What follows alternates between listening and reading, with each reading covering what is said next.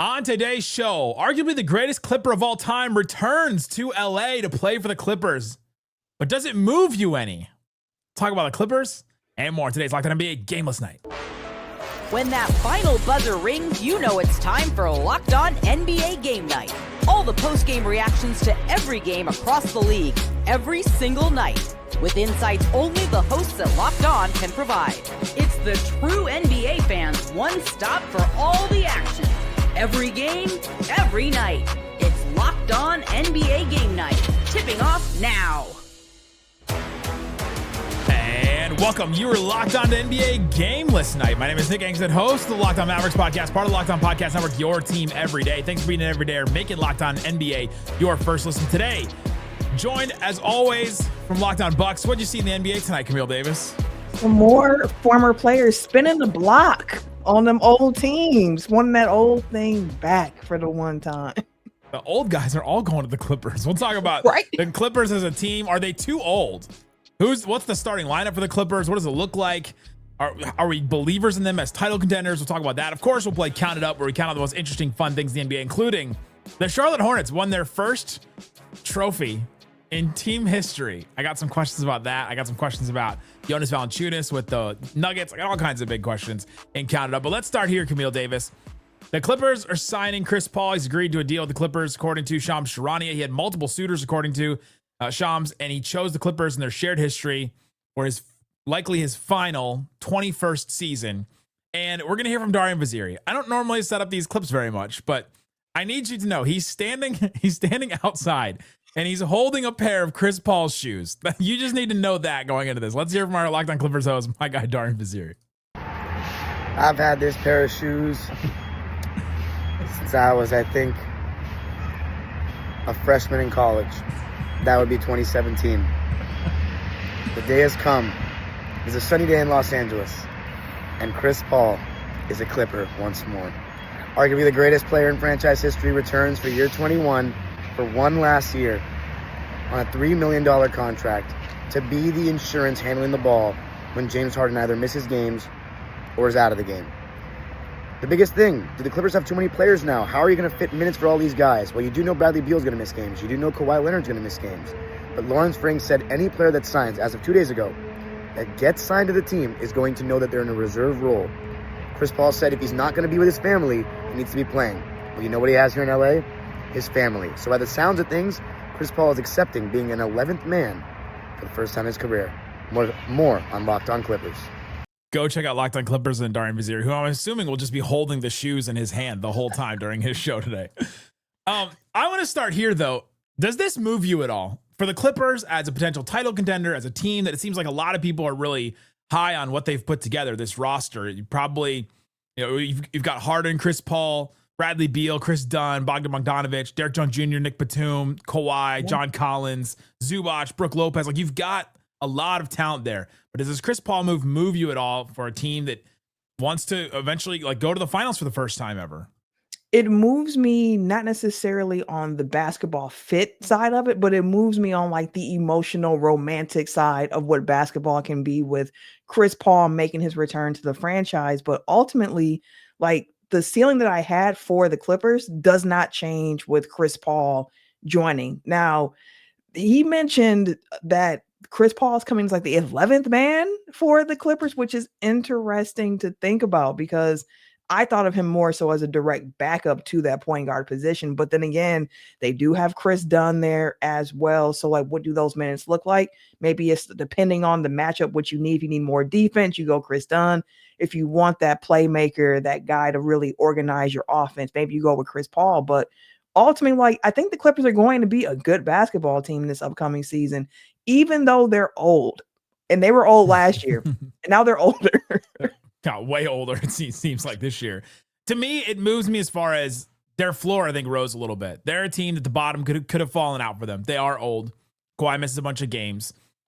Can a James Harden team stay afloat? They kind of did. They did pretty well last year without Kawhi for a lot of the season. And so you're like, okay, well, maybe they can do that. But for them to stay in that top six, for them to maybe even be a home court advantage team, to be one of the best teams in the West this year, you needed to have another ball handler besides Harden. Because if Harden started missing games, then all of a sudden it's Chris Dunn, Bradley Beal, Bogdanovic, handle the ball for you all the time, which is not ideal for you. And so now you have this, like Darian said, you have this backup, you have this reserve guy that can come in and can handle the ball when James Harden sits or he misses games, because he's getting older too. They're all old. Like all these guys are super old now. But so it moves me in that sense, but I don't look at them as more or less of a title contender. It's all still going to be on, can these old guys hold up? And so let's move into that. Are they too old? Because you're seeing these teams. Like, I think the two teams that made it to the finals, obviously the Thunder were the most talented, but they're also the youngest team. Mm-hmm. The Pacers were a young team, and they also were the healthiest. And these old teams don't make it through 4 rounds of the playoffs anymore. It's just too grueling of a game. Is this team too old? I saw a Reddit post. They could run a lineup out of Chris Paul, James Harden, Kawhi, Batum, Lopez. That is a lineup that they could run, right? Average age? It's got to be like 36. 36.4. See? Are they too old, Camille? Here's the thing, because I remember having a conversation similar to this the year that the Lakers went and got Westbrook, where I was like, this team sounds really fun if it was, 5 years ago. And my co-host on Technical Foul Podcast, who was a big Lakers fan, responded in saying, I don't care if it doesn't work over the next 2-3 years. I just needed to work this year. And that's how I view this Clippers team, where like maybe in the long run, it doesn't. But if everything aligns the way you need it to, maybe it works for the team this year. And to the point of them having 11 guys they feel comfortable using in their rotation, like when you think about how we thought of the playoffs a few years ago, like where it's like you're going 7-8 deep and that's it. And then we see how this past playoffs went, where you see the Pacers and you see the Thunder relying on that depth. Maybe for the Clippers, it's actually a good thing they have so many guys because of their age, because then in the regular season, you can manage those minutes a bit better, where you're not expecting them to have to play these huge minutes. And then when you get to the playoffs, you don't have to rely on them to only go 7 or 8 deep. Now you have the option to do it, but you don't have to rely on it. So you're telling me if you're going to get old guys, you might as well get all the old guys, because you need as many as possible to fill in for those other old guys when they can't play as much as younger. You got to make sure. It would be nice to have some more younger legs on the team, like your Derrick Jones and Zubac are like really, and John Collins. Those are like your main young guys that you have, and they're all like 28. So like it's an older roster. Older roster. Have you seen that clip of the rookies? They went through and said, what age or what year do you have to be born to be called Unk? And they started going through their like, those make me feel, they're like anybody with a 19 in front of their birth year are Unk. Like John Collins would be Unk to every single one of those players. Like he qualified, and yet he is one of the youngest players on this Clippers team that's going to actually play next season. Exactly, unless some of the two went like Patrick Baldwin Jr.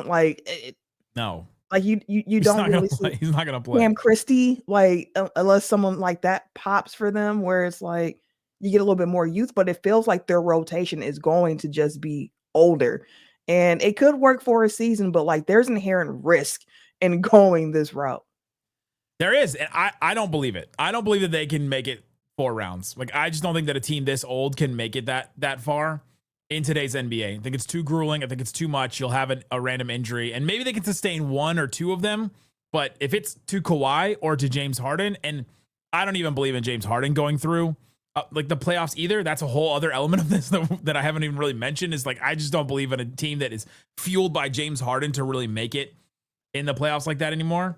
But yeah, they have these youngsters and John Collins and Zubats that are 28 years old that, man, they're going to have to do a lot for them in order to get to where they want to go. But this is like one of the best Clippers teams, at least on paper. This is one of the best Clippers teams we've seen, I don't know, since like 2021 when they made the conference finals. Yeah, quite possibly too. And when you think about roles too, like every role on the team feels defined, which tends to be normally a problem, especially when you put all these vets together who are expecting certain things. So for everyone to have an understanding of what their role might be. Now, I will say I'm really curious to see how a Bradley Beal, James Harden backcourt works.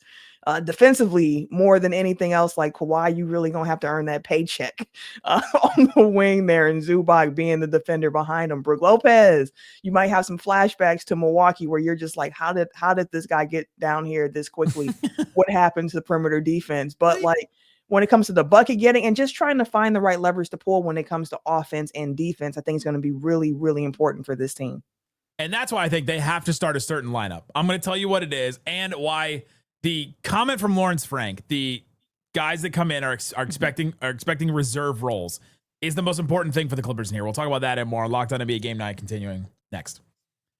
Today's episode of Locked On NBA Game Night is brought to you by Monarch Money. I've been doing some trips. I went to the draft. I went to Vegas. I just went to visit my family. I've been doing all kinds of trips. And you know what you do on trips? You just spend stuff. You just take the Apple Pay and you just like ding, ding, ding, ding. You're all over the place. And then trying to figure out and put all the pieces back together of your credit cards, your savings, all that kind of stuff is hard, but it's not as hard with Monarch Money. It's more than a budgeting app, complete financial command center. You can track those accounts where you're spending all that stuff, the investments that you may be dipped into because you needed to spend for trips and fun things, and spending all in one place. So in addition to managing your money, you're also building wealth. I like Monarch Money because it puts all those things into one spot. You can also connect like my mortgages on there, my student loans, my 401k. There's all kinds of different things that normally would just live in all these different places can be all in one spot. So you can see exactly what you're up against the world with your money and all that. Take control of your finances with Monarch Money. Use that code LOCKEDONNBA at monarchmoney.com for 50% off your first year. That's half off that first year. Monarchmoney.com. The code is LOCKEDONNBA, all one word, LOCKEDONNBA for half off your first year. Thanks for hanging out with us on Locked On NBA Game Night. We've got a show that covers your favorite team. Go check out Locked On Clippers. Darian Bazir will be talking all about his GOAT, the greatest of all time for the Clippers, Chris Paul, coming back. And so he's very excited about that. He can talk about all the different fits and things like that, how it's going to work from the local expert there. Check the link in the description. Locked On Bucks, Locked On Mavs. Our shows are there as well. You can go listen to them. Let's keep talking about the Clippers, Camille. All right. So now the question comes like, all right, how does this work? I mentioned all the players they have before. And I initially thought, okay, well, Bradley Beal probably agreed to go there because he thinks he's starting. He had an issue with that last year with the Suns. Chris Paul last year was like, I have to start for this Spurs team. It ended up like him and De'Aaron Fox are starting at the same time, which doesn't really make a whole lot of sense, except for the fact that Chris Paul really wanted to start. And so now you bring both those guys into the Clippers. And honestly, I think their best option is for them to not start either of them. To start Harden, Chris Dunn, Derek Jones Jr., Kawhi, and Zubac. Like kind of the lineup they started last year, and just bring these guys all off the bench, which brings that Lawrence Frank quote back where he said that the guys coming in expect these reserve roles. And so I'm thinking, all right, you bring Chris Paul, Bradley Beal, Collins, like Batum, Lopez off the bench. Like all of a sudden you just remade your bench with a lineup that worked last year, because you mentioned about the perimeter defense. You have to have that when you have a Harden. You can't ask Kawhi to be guarding these guys and be the best perimeter defender all the time anymore. And so make Chris Dunn and Derek Jones Jr. do that. That's what they're best at. Yeah, I agree with you on the Chris Dunn part of it. Like that makes a lot of sense to me. That's the way that I would go too. I just don't think that defensively a Harden Beal backcourt is what you want to do. It's going to cause a lot of stress on other areas of your team. But it seems like the route that they are going is that Bradley Beal is going to start.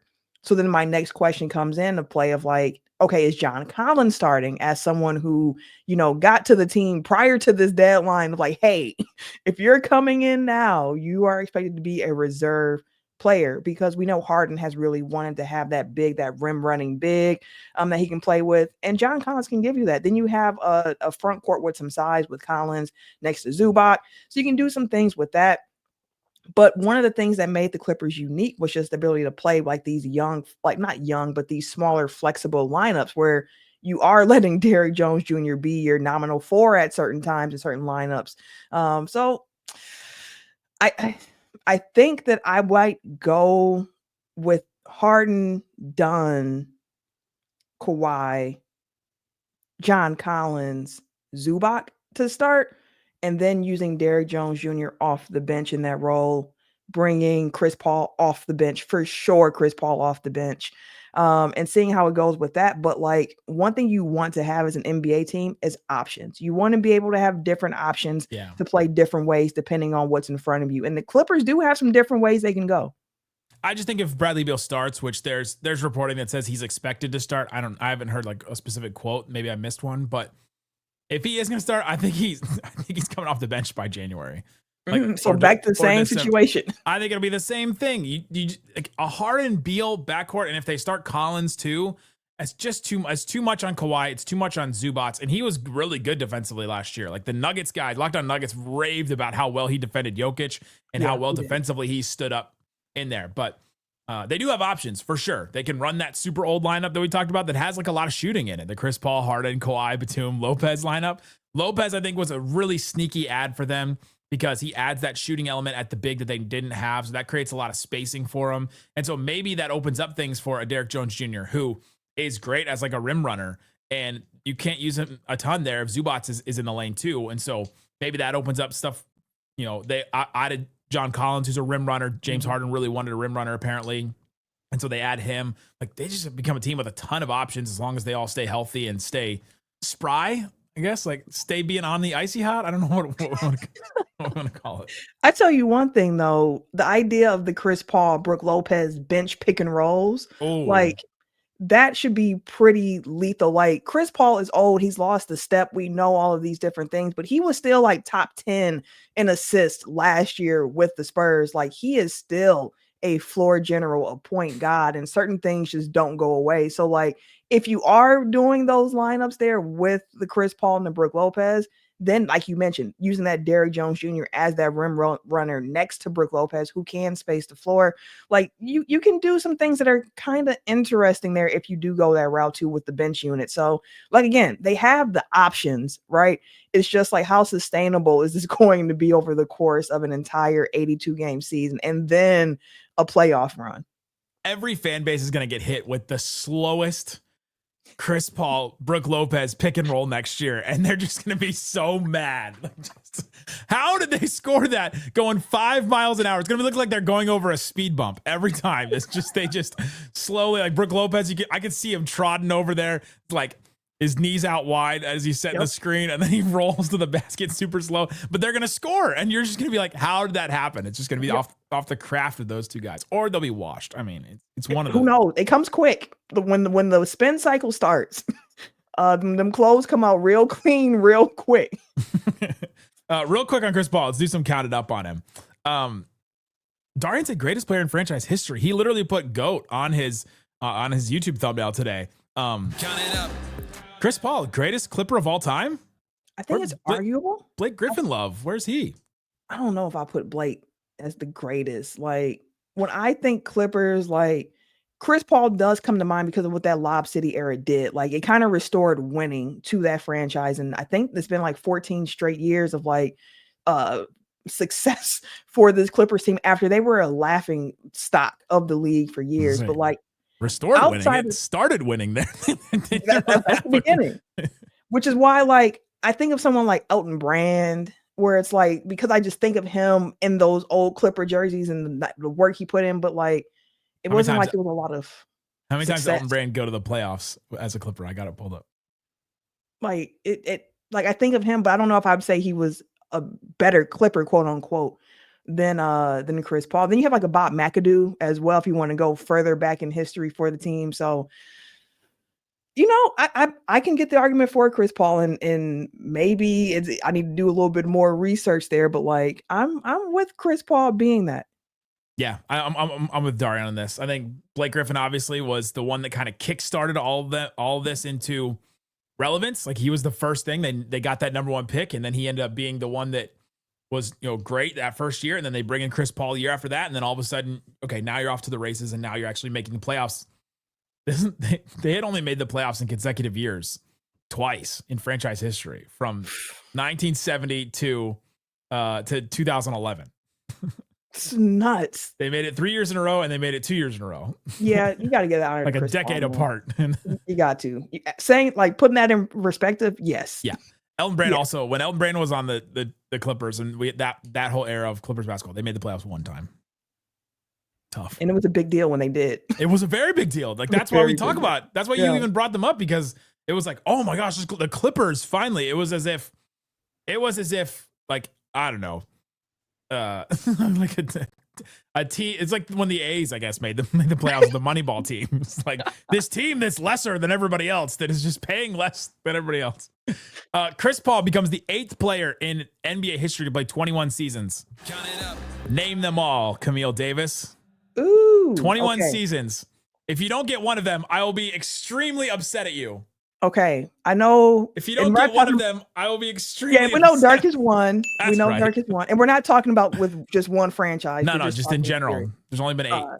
Kareem did not. He did not. What was he at? 20? I think it was less than that. Wow. Okay. Well, we know LeBron's at what, 20 now? Well, LeBron is definitely one of them. Yeah, Kareem played 20 years exactly. 20 on the dot. Okay. Did Kobe give us over 20? No, Kobe did not. 18. Okay. Long career. There's a fairly recent one that he bounced around teams at the end there, but he hung on for a long time. Vince Carter, for sure. There's a couple of Celtics. Oh, brother. Which era of the Celtics are we talking about here? There's so many different ones. In 2 different eras. There's one fairly recently. A big ticket. Kevin Garnett. How many seasons did Kevin Garnett play? 21? 21. Yeah. On the dot. There's an old guy that was known for rebounding, was an all-star, I think an MVP. And then there's just the guy that was only known for being old. There's another that was his claim to fame. I feel like Bill Russell wasn't there that Bill long. Russell he did not. Yeah, he didn't put them. He was definitely not going to stay around. Still another famous Celtic, a big man. Are we thinking? I'm seeing his face and I'm blanking on his name right now. Robert Parrish. Parrish. And it's another Celtic too? No, they got the 2 Celtics. There's okay. Did Tim Duncan play 2021? No. The old guy is Kevin Willis. Just known for being old. He just was kind of out there. And then the last one was Moses Malone. Played 21 years. Yeah, that makes 3-time MVP, Hall of Famer, Moses Malone. Last played 1995. Shoot. Some old dudes there. Coming up, which of these veteran point guard signings will have the biggest impact throughout the course of their career? Chris Paul, Marcus Smart, Damian Lillard, through the rest of their contract. Fascinating, though. We'll talk about that on Locked On NBA Game Night next. Big chicken, baby. I think a lot. I'm very smart. Take that for that. Count it up. Count it up. Count it up. Count it up. Count it up. It's Count It Up. We're counting the most interesting, fun things in the NBA. We're doing game segments every day on Locked On NBA Game Night. You come back and you have some fun. We talk about a big story and then we play some games. That's what we do here. The guys during the middle of the day can do the boring stuff. I mean, it's called game night. If there's no games, that's you gotta correct. play games. We're gameless no more. So we got some veteran point guard signings recently. Chris Paul to the Clippers, Marcus Smart to the Lakers, Damian Lillard to the Blazers. Apparently the West Coast just yearns for old point guards. Over the course of their contracts, who will have the biggest impact on their team? Count it up. So I've been thinking about this because like the Dame situation is so interesting because he's going to miss all of this upcoming season. So there's a lot of questions about what the roster looks like when he does return. And there's so much after that, right? Right. And then what happens with that? Chris Paul, we know this is like a 1-year flyer. So like if you think the Clippers ceiling is championship with Chris Paul, then like I can see you pointing them up like this can be the most impactful year. And then you have Marcus Smart and the Lakers, which the fit there, I like the Smart fit in LA. But it's like, how far do I really think that the Lakers can go this upcoming year? And that's the question with that. So like over the course of their contract, Portland's going to have a uphill battle fighting through this West. And I do like what they're building, but like, I think the answer honestly might be Chris Paul because it's a 1-year hitter and quitter. And it's a team that already has shown they're a playoff team. They're shown that they're in that realm of, like, I think it's either him or Smart, depending on how the Lakers felt their roster. But I just have some questions about the Lakers roster still, more so than the Clippers being old. I'm not sure about Smart out there. I know that playing for the Wizards is deceiving. There have been several players that have played for the Wizards and have come to the Mavericks and we've been like, what were they doing over there? Like Spencer Dinwiddie all of a sudden shooting 40% from 3. Like what was he doing for the Wizards over there? Daniel Gafford. He's like, oh my gosh, what was this guy doing over there? I think I'm going to pick Chris Paul too. It's interesting you didn't pick Damian Lillard though. What do you see from Dame that you're like, that's not going to work in like for 2 years there with the Blazers? So the Dame question comes into play of just positional overlap, right? You got Drew Holiday there, you have Scoot Henderson there, and then you have Dame. So it is kind of like the contract that Dame is on. Like it's a chance for Portland where it's like there's no one else who has this type of potential ceiling that we could sign for this amount of money right now, plus the homecoming. I think for Dame, I think his play is going to be good in Portland. Like he is in the line, heart and home and on court. But it's just the Trailblazers position, unless they have a year where like Abdia has a real breakout year, or you see, if someone breaks out like this upcoming season, then my perspective will probably change about Portland. But I just don't know if all the pieces around Dame will push them back into like top 4 in the West contention. Yeah, that'll be interesting. With their win in Summer League, the Charlotte Hornets won the NBA Summer League title. Congrats. Their first ever trophy in team history. Camille Davis, Doug Branson, Walker Mill, close your ears. Count it up. I'm not kidding. I'm not joking when I say that. Should they have a parade? No, come on, Nick. No.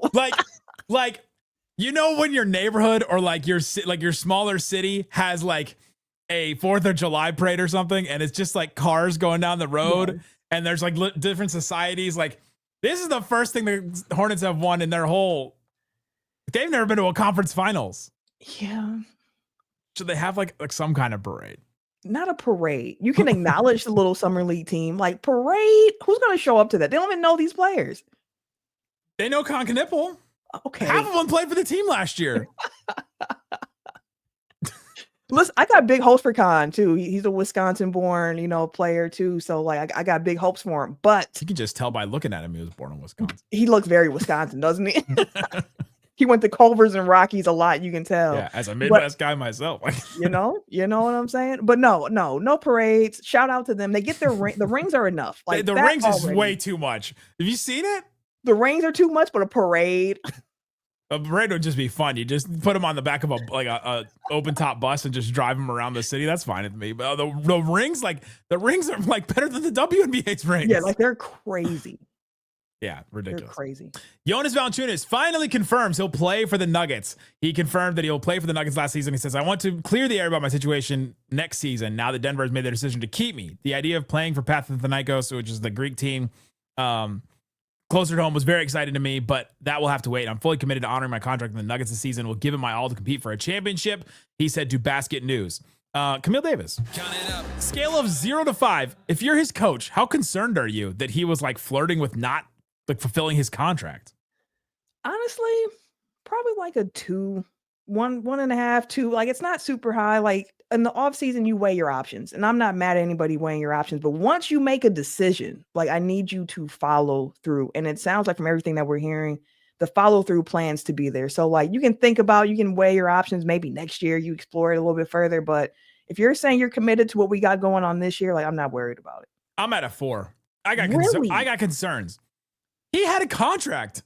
He was signed. It's not like he had a player option. It's not like he had an early termination. It's not like he had something like that. He had a contract. And to not want to come play for the Denver Nuggets, who went to 7 games with the NBA champion, who have Nikola Jokic, who have an opportunity for you to actually win games, and for you to be like, yeah, I don't know. I think I may not want to be here anymore. Like, the concern is not that he'll fulfill his contract. I don't think but the concern is how bought in he's going to be. And that to me, I'd be like, all right, I just got that. My peripheral vision. I'm just like keeping an eye on, I'm swiveling. I'm going to make sure that I keep an eye on Jonas Valančiūnas at all times in my peripheral vision. I think that's fair. But like I said, if you're going to come to me and you're going to say like, hey, you know what? I'm here. I'm a Nugget. I'm fulfilling. Like, I'm good. Like at this point, I'm not thinking too much more of it. Like I expect for you to do what you said you're going to do. And on top of that too, this is like the best backup center the Nuggets have had in gosh, I don't since Hardenstein probably. So it's like we kind of need you on top of that. So I'm giving you the Benny. I'm giving you the benefit of the doubt here, but I wouldn't be too worried about it now. Now next year and everything, like when it comes to the contract talks again, a little bit. But for this upcoming year, I'm cool. He'll be good if he plays. Obviously, my thought is as soon as it gets rough, as soon as he doesn't play as many minutes as he thought he was going to play, soon as then what happens? That's my question there.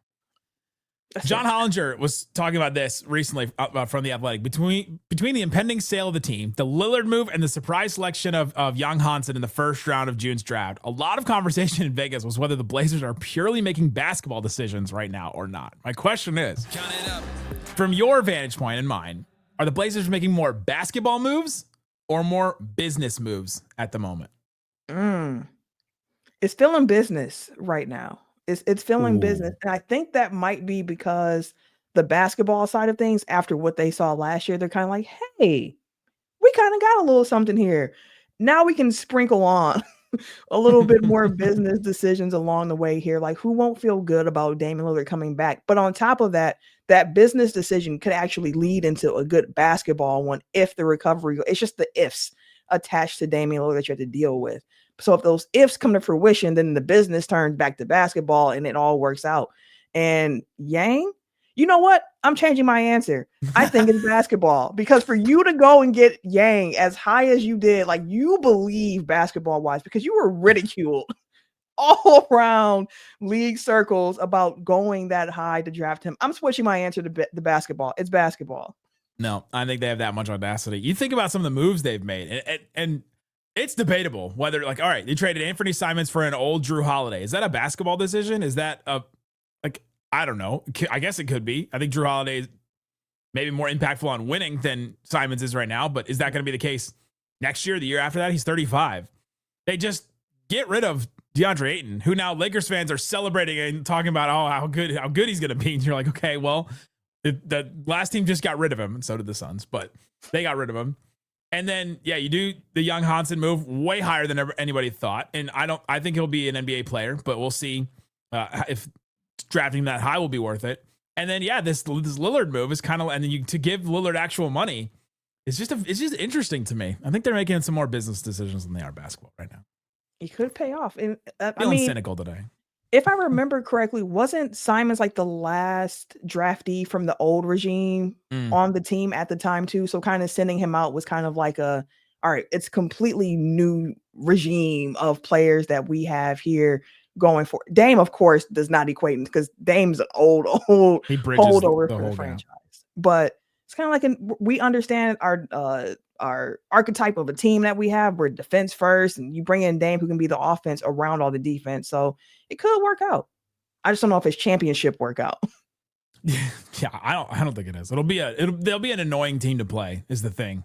You'll play that team and go, oh my gosh, we got to play clinging at the rim, and you have to play Tamani Kamara defending, Denny Avdia running around, Drew Holiday defending. Like, there should be an annoying team for sure. Go check out Locked On Bucks, Locked On Mavs. Make your second listen Locked On NBA Daily. Great stuff all the time over there. And we've got some more coming for you from Locked On. Stick with us all throughout the offseason.